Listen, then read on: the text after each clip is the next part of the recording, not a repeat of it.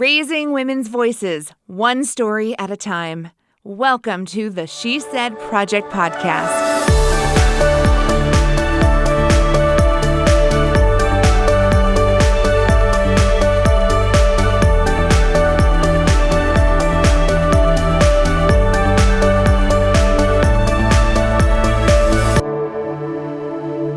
Welcome back, friends, to the She Said Project podcast. I am your host, Jeanette Jerzyk. With me in the studio is co-founder of She Said, Carrie Rosso. Hi, Carrie. Hi, Jeanette. How are you today?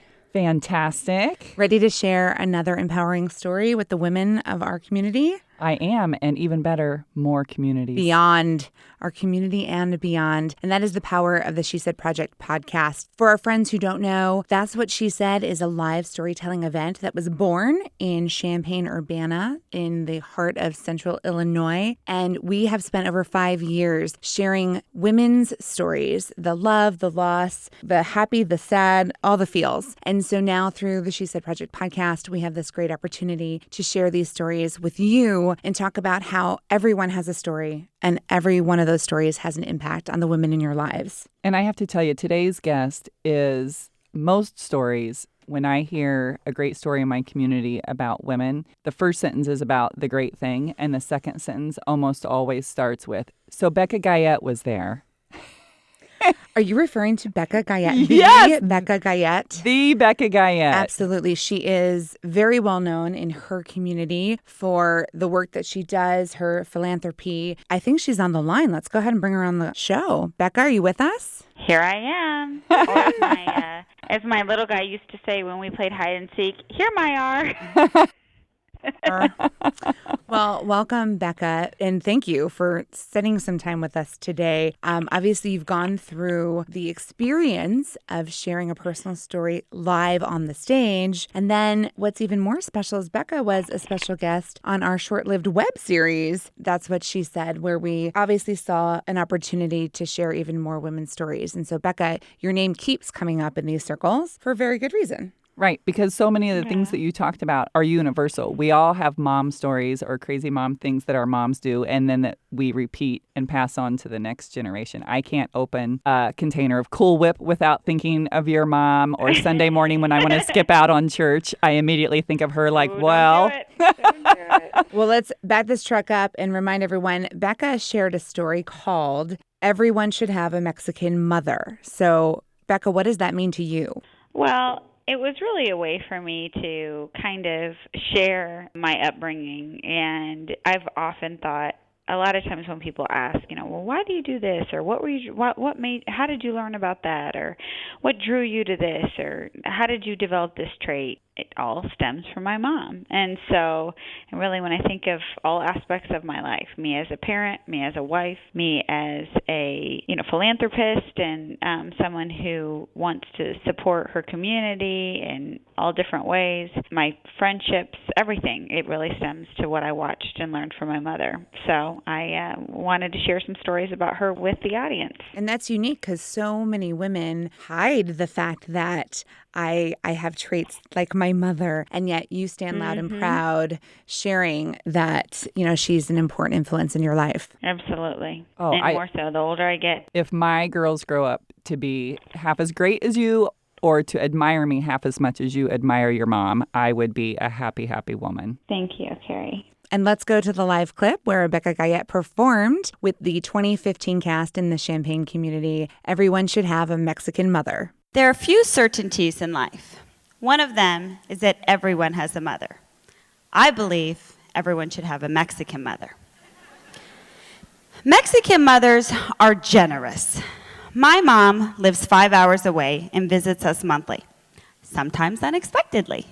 Now, you would expect a grandmother to show up with surprises for her grandchildren, which she does, but she takes it one step further.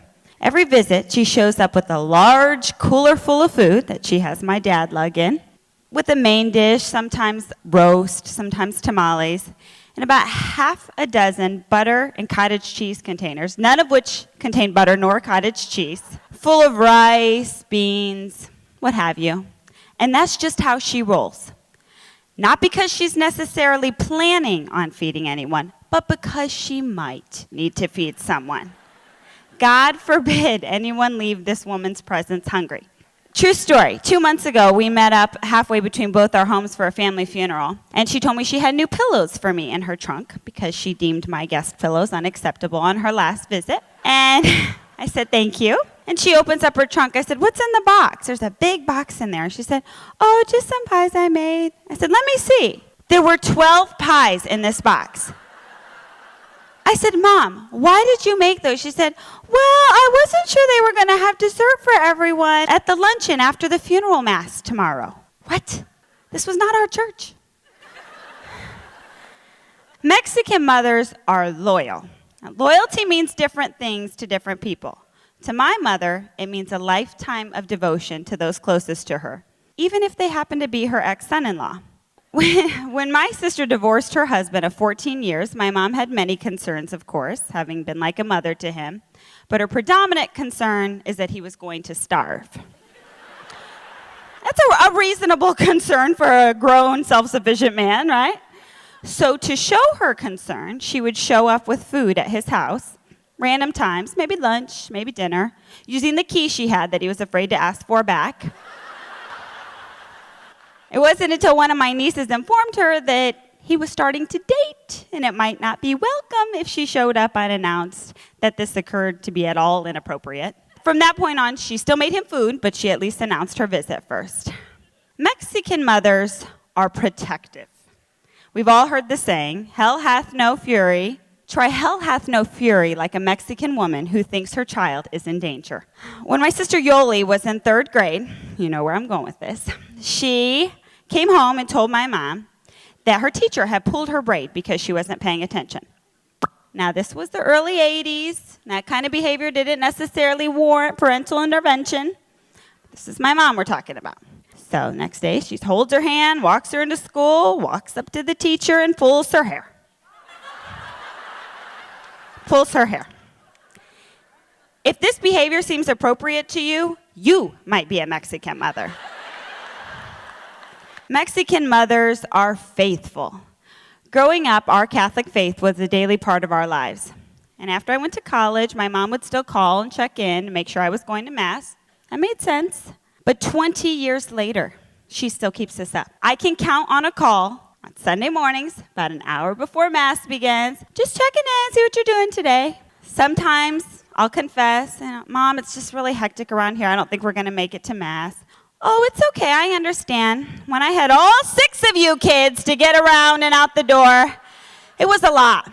I did it, but it was a lot. Cue to me motioning to my husband, get the kids dressed, get out the door. Once she called me on Ash Wednesday to make sure I was getting ashes. I said, Mom, I was going to. It was pouring outside. I don't want to get soaked. And she said, it's okay, Mija, I understand. He died on the cross for you, but yeah. You probably don't want to get your shoes wet. That makes sense. I did get my shoes wet that day. I recently read an article that said parts of a child stay inside their mother's body for up to 38 years after they give birth. It's kind of disgusting, right? Yeah. As the youngest of 6, I joked with my mom that she was only 1 year away from literally having no child left behind. But the reality is that parts of my mother are always inside me. At various points in my life, I might have been embarrassed by her generosity, her loyalty, her protectiveness, and her faithfulness. But now all I feel is gratitude and admiration. This woman, who has made raising 6 children, 13 grandchildren, 6 great-grandchildren, her primary focus in life, has given all of us so much to live up to. And who knows, maybe someday I will confidently march into one of my children's classrooms and threaten bodily harm to their teacher. That is, after all, what Mexican mothers do. And we're back from the live clip. Oh my God, that was amazing. I cannot listen to that enough. It's one of my favorite stories of all time. It really is. I laugh with it every time. And again, such a tribute to your mom and your relationship with your mom. How is she doing today? This has been a couple years since you shared that story. What's changed? How did this event and this story impact your relationship with her? Well, when I did That's What She Said, my dad had just been diagnosed with terminal cancer. And so that was another reason it was really great to do this sort of tribute to my mom, because she was doing a lot of caretaking. He had been sick for a while before that, and her world just kind of stopped. And she's always been a caretaker, but it kind of went to the next level, and she really took care of him. He lived longer than we anticipated because of her care, no doubt, and all of his doctors confirmed that. But ultimately, he did pass, and so it has been about 3 years, almost 4 years since I spoke, and it's been a little over 2 years since my dad passed away. So her life has changed dramatically, most of which revolves around the fact that she no longer has her life partner. They were married almost 50 years. But also just in that it changed a lot of her kind of focus and priority in life. And she really, while she still gives to her family, she said that one of the things she realized was she decided she did need to take a little bit better care of herself. And so she has taken time to, for the first time in her life, it might have taken her 75 years, but she is now doing a better job of that, doing what she wants to do, going where she wants to go, spending her time how she wants to spend it. And it's been really great to watch that. We're very fortunate in that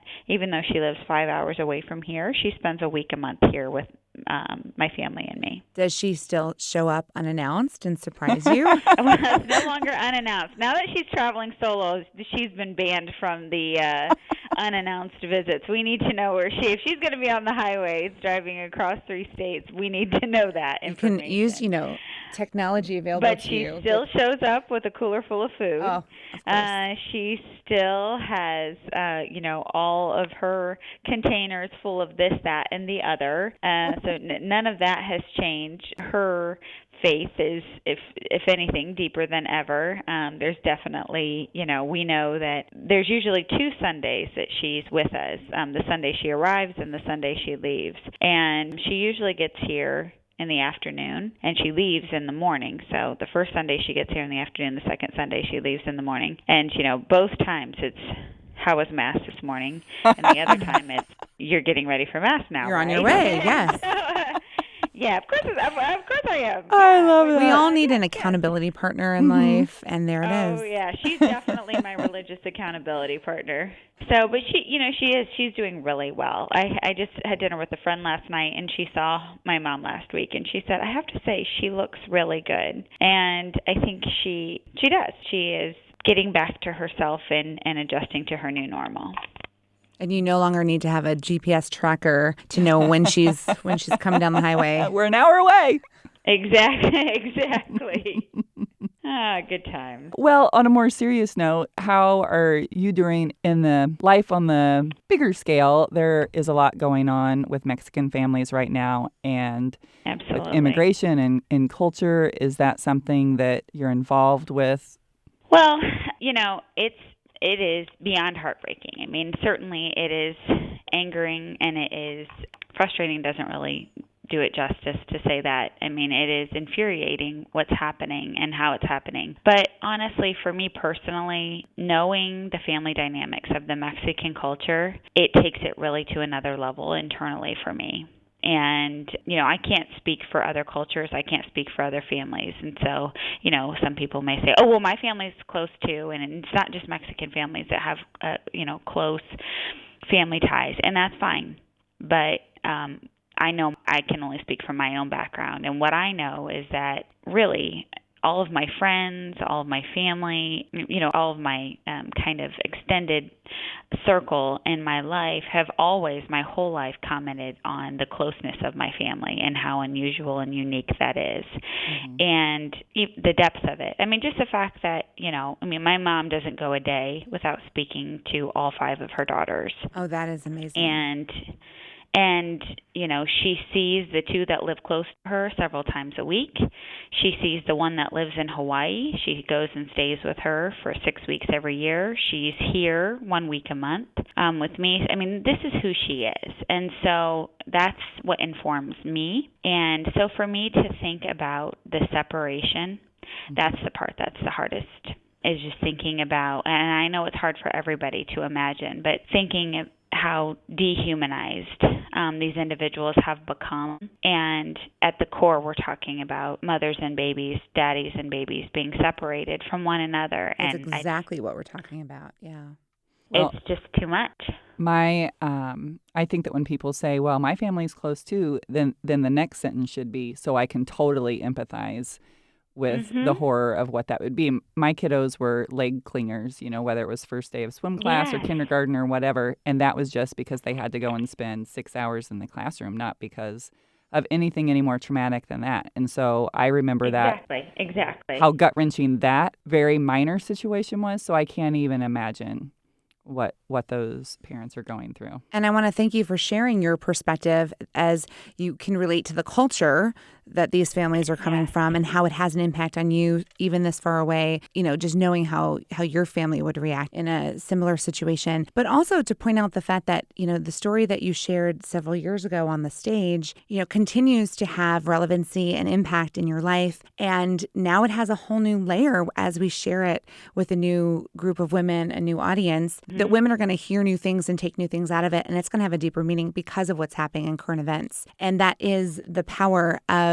creating safe space for women to share their stories so that your story can be heard and people can find power in it, the warmth in it, the connection in it, no matter what's going on in the world. One of the things that Absolutely. we often say about the stories that we choose to be told on the stage is we want it to be two-sided. We want it to be the old analogy that it's like a mirror and a window. So we want someone up there to reflect back to everyone in the audience, I connect to, a Me Too moment. And we also want a story to be a window so that somebody can see life from a different perspective. And then maybe not today, tomorrow, or next week, but then they will recall that story when something happens later and connect to that. Oh, I still get so many women who've seen it and talk about it. There's one woman in particular who always asks how my mom is every time I see her. She's never met my mom. And she always asks every time I see her, how's your mom, Becca? Oh, my goodness. I think about that story all the time. She's very close with her mother. But, it is. I love that. A window and a mirror, because it's so true. I mean, there's so much to look and see and learn from others, but then also the reflection that, my God, we are not that different and we are all in this together. Exactly. I think that's what it's all about, right, Rasso? Yes. And I feel like we need to give you, you're on the phone right now, but if you could see me, I'm going to just stand up and give you a standing ovation because you really do change your community. You I thought are. You were going to say hug. Well, Group okay. hug. I'm going to hug the microphone. I'm not, but just pretend I am. It's getting creepy up in here.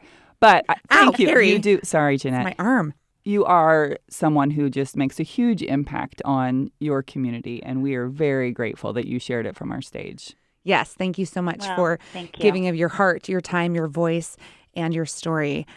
Tune in next week when we'll share another story live from the stage of That's What She Said, hopefully coming soon to a community near you.